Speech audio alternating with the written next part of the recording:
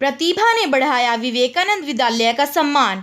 हरियाणा विद्यालय शिक्षा बोर्ड द्वारा जारी 10वीं कक्षा के परिणाम में हर वर्ष की भांति इस वर्ष भी विवेकानंद वरिष्ठ माध्यमिक विद्यालय कोल कैथल का वार्षिक परिणाम शानदार रहा। विद्यालय के प्रधानाचार्य श्री नवीन कुमार ने परीक्षा परिणाम की विस्तृत जानकारी देते हुए बताया कि विद्यालय की छात्रा प्रतिभा सुपुत्री श्री अशोक कुमार ने 500 में से 97.4% अंक प्राप्त कर पूरे डांड ब्लॉक में प्रथम स्थान व हरियाणा राज्य में संयुक्त रूप से 14वां स्थान हासिल किया और गांव कोल और विद्यालय का नाम रोशन किया। प्रधानाचार्य ने परीक्षा परिणाम की विस्तृत जानकारी देते हुए बताया कि संजना सुपुत्री श्री नरेंद्र कुमार 473 अंक लेकर 94.6%, स्नेहा सुपुत्री श्री महेंद्र 472 94.4%, मोनिका सुपुत्री श्री मनोज कुमार 454 90.8%, अंशुल सुपुत्री श्री सूबे सिंह 435 87%। नमस्कार दोस्तों, मैं नरेश डांडा, आप देख रहे हैं वैन न्यूज। आज हम पहुंचे हैं कैथल के गांव कोड़ में, जहां पर विवेकानंद सीनियर सेकेंडरी स्कूल की छात्रा ने 10वीं कक्षा में 500 में से 487 अंक लेकर डांड ब्लॉक में अपना प्रथम स्थान हासिल किया है। आज हम जानते हैं कि उनके गुरुजनों से कि उनकी क्या शिक्षा रही। आज के इस शानदार परीक्षा परिणाम में विवेकानंद वरिष्ठ माध्यमिक विद्यालय की जो छात्राएं मेरिट सूची में आई हैं, उनको हमारे प्रधानाचार्य श्री नवीन कुमार जी सम्मानित करेंगे। उसके लिए मैं बुला रहा हूं सबसे पहले विद्यालय की गौरवमयी प्रतिभा डॉक्टर ऑफ श्री अशोक कुमार को, जिसने विद्यालय का नहीं, पूरे गांव का नहीं, पूरे जिले का नाम रोशन किया है, और उसको हमारे प्रधानाचार्य श्री नवीन कुमार जी सम्मानित करेंगे। प्रतिभा आए और उसके बाद जो है आगे आने वाले बच्चे इस प्रकार जो है 487 अंक प्रतिभा के आए हैं 500 में से, और पूरे राज्य भर में 14वां स्थान हासिल करके इसने पूरे गांव का नाम, विद्यालय का नाम रोशन किया है। प्रतिभा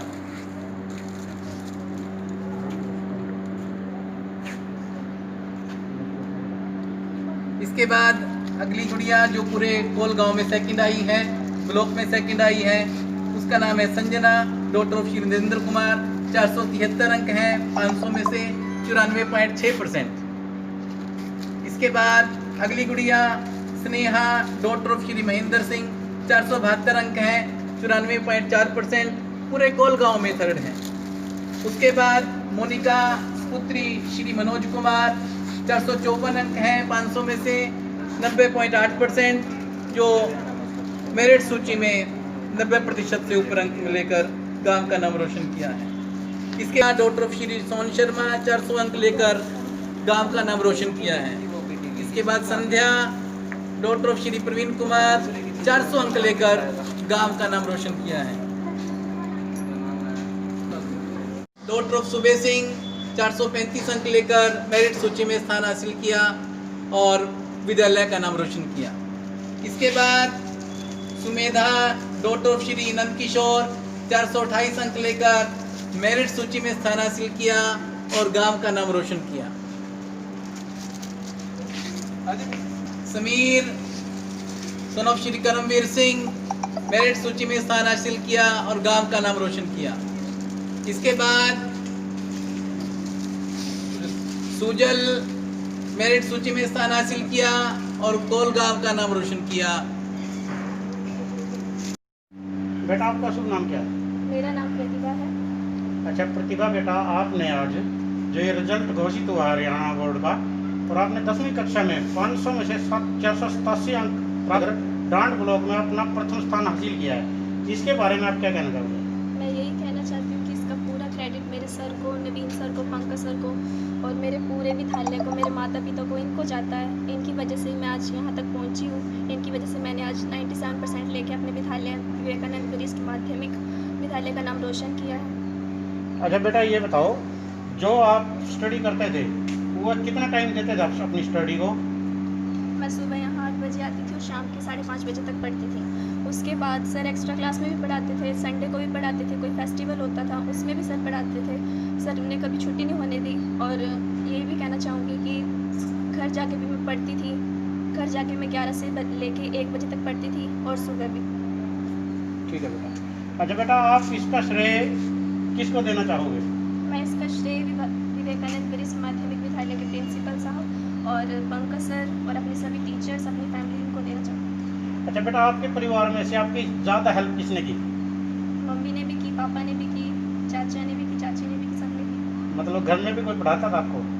हाँ, मम्मी भी पढ़ा देती थी, पापा भी पढ़ा देते थे। अच्छा प्रतिभा बेटा, ये बताओ, जो आपसे छोटे बच्चे हैं उनको आप क्या संदेश देना चाहोगे? मैं उन्हें ये संदेश देना चाहूँगी कि वो आगे और मुझसे भी अच्छे नंबर ला के इस विद्यालय का नाम रोशन कर सकें और मेहनती बने, कर्मठ बने और लगातार स्कूल में आते रहे, विद्यालय का नाम ऐसे ही रोशन करें। अच्छा बेटा, आगे भविष्य में आपने क्या बनने का सोचा है? मैंने मेडिकल स्ट्रीम लिया है और मैं डॉक्टर बनना चाहती हूँ। डॉक्टर बन के मैं अपने गाँव का, अपने आसपास के जो क्षेत्र हैं उनकी सेवा करना चाहती हूँ। डॉक्टरी में आपने ऐसा क्या नज़र आया कि आपने डॉक्टरी ही पसंद की? मुझे 5-6 साल से शौक था कि मैं डॉक्टर बनूं। मैं चाहती थी कि डॉक्टर बनूं। मेरी जो बड़ी दी है उन्हें भी डॉक्टर बनना चाहती थी और इसी वजह से मैं भी डॉक्टर बनना चाहती थी। नमस्कार सर। सर आपका शुभ नाम? मेरा नाम नवीन कुमार है। सर स्कूल का नाम? विवेकानंद सीनियर सेकेंडरी स्कूल कोल है। सर जो आपके स्कूल में इस छात्रा ने, प्रतिभा ने हाँ जी। 500 में 487 अंक प्राप्त करके ब्लॉक में प्रथम स्थान प्राप्त किया है, इसके बारे में आपका क्या कहना है? ये लड़की शुरू से ही बड़ी प्रतिभाशाली है, मेहनती है, डेडिकेटेड है, डिवोटेड है। इसके अलावा जो यहाँ कार्यरत स्टाफ है उन सभी ने बहुत मेहनत की है। इससे पहले भी इनका 9th के अंदर भी, 8th के अंदर भी स्कूल के अंदर पहला रैंक रहा है। और गांव कोल के लिए बड़े सौभाग्य की बात है कि लगातार पिछले 4 साल से 17 में, 18 में, 19 में, 20 में ब्लॉक जब से स्थापित हुआ है डांड का हमारा बच्चा लगातार फर्स्ट आया है। 17 के अंदर शीतल लड़की, 18 के अंदर अंकिता नाम की लड़की की, 19 के अंदर हमारी मुस्कान लड़की और 20 के अंदर अभी प्रतिभा लड़की। ये चारों लड़कियां हमारी डांड ब्लॉक में फर्स्ट आई हैं। जब से डांड ब्लॉक बना है लगातार हमारा ही बच्चा फर्स्ट आया है। सर एक बात का पता चला है कि लगभग जब से आपके स्कूल बना है उस टाइम से ही आज तक आपके गांव में आपका ही प्रथम स्थान रहा है, इसके बारे में आप क्या कहना है? हाँ, ये हमारा स्कूल का पहला जो बैच था वो 1997 में था। तब से लेकर के आज तक 24 बैच हुए हैं और 24 के 24 बैचों में विद्यालय का बच्चा फर्स्ट आया है गांव कोल के लिए। हमारे गांव कोल के अलावा डिस्ट्रिक्ट कैथल के अंदर भी पोजीशंस आई हैं, पहले 3 में भी आए हैं, पहला पोजीशन भी आया है, स्टेट में भी आया है। और मैं ये सारा श्रेय जो है यहाँ कार्य करने वाले टीचरों को, मैडमों को, पेरेंट्स को, इन विद्यार्थियों को देता हूँ। और मेरे को पूरी उम्मीद है कि जो 13 अंक का गैप रह गया है, 500 में से हमारे 13 अंक कटे हैं, अगले साल में 2021 के अंदर हम वो पूरा करेंगे और पूरी कोशिश करेंगे कि गांव का नाम जो है राज्य स्तर पर रोशन हो, हमारा बच्चा स्टेट में पहले 3 के अंदर आए, पूरी कोशिश की जाएगी। सर आगे आने वाले बच्चों को क्या संदेश देना चाहोगे? देखो, डिवोशन और डेडिकेशन यानी कि हार्ड वर्क जो है उसका कोई अल्टरनेट नहीं होता है। परिणाम लाने के लिए किसी तरह का शॉर्टकट नहीं होता है। हमारा एक ही मूल ध्येय है कि हमारे को अपने आप को, जो टेक्स्ट बुक है हमारी NCERT की जो किताबें हैं उनसे जुड़ना पड़ेगा, अपने आप को डिवोट करना पड़ेगा।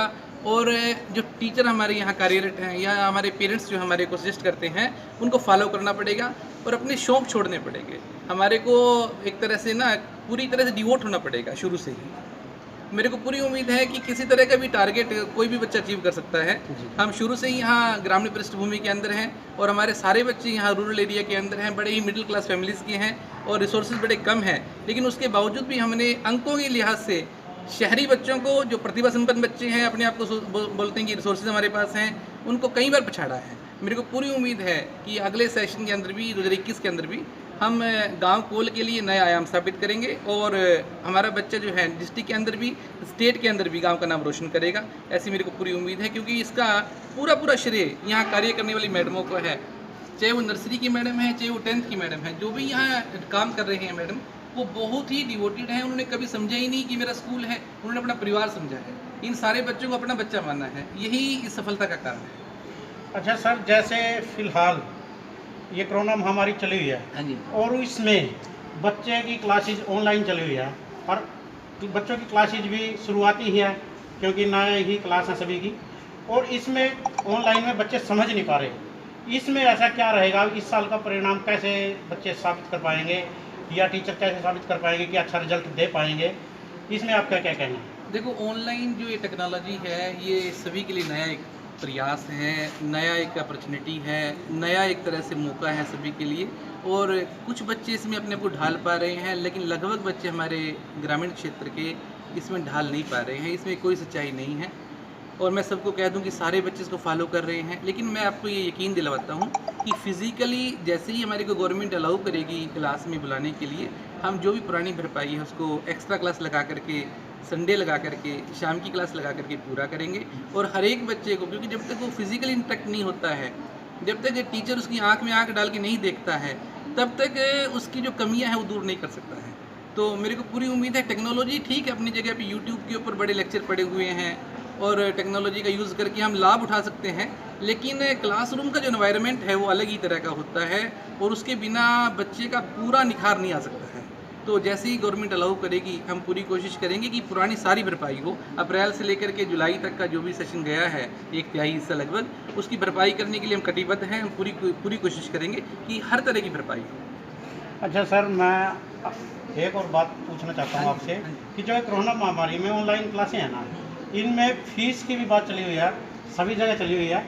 तो इसमें स्कूलों ने ऐसा क्या करना चाहिए कि बच्चों के लिए कि पेरेंट्स को भी थोड़ी राहत मिले और ऐसा ना हो कि स्कूल को भी मतलब कोई नुकसान उठाना पड़े, इसके लिए ऐसे क्या करना चाहिए? देखो, ये एक ऐसी क्वेश्चन है, क्योंकि ना जो हमारे दो तरह के स्कूल होते हैं, एक तो गवर्नमेंट स्कूल हैं और एक प्राइवेट स्कूल हैं।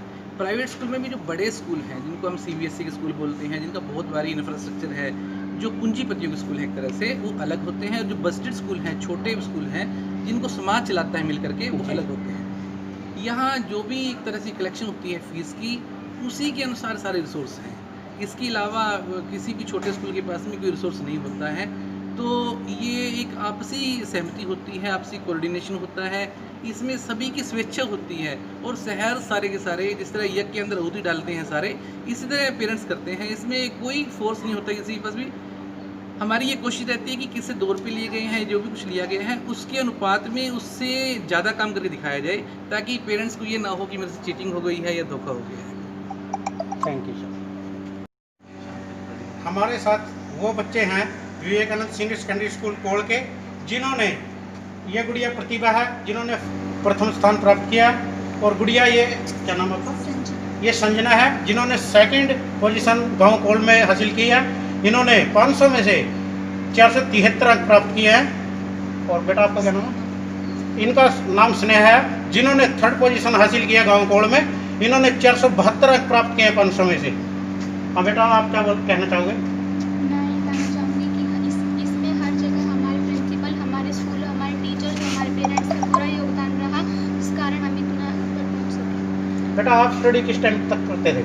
स्टडी हम स्कूल में एक्स्ट्रा क्लासेस में भी करते थे, छुट्टियों में भी करते थे, और संडे को भी स्कूल में आते थे और घर पे भी करते थे। घर पे टोटल कितना टाइम देते थे आप? कितने घंटे देते थे? घर पे हम 4-5 घंटे दे देते थे। मतलब रात को? यस।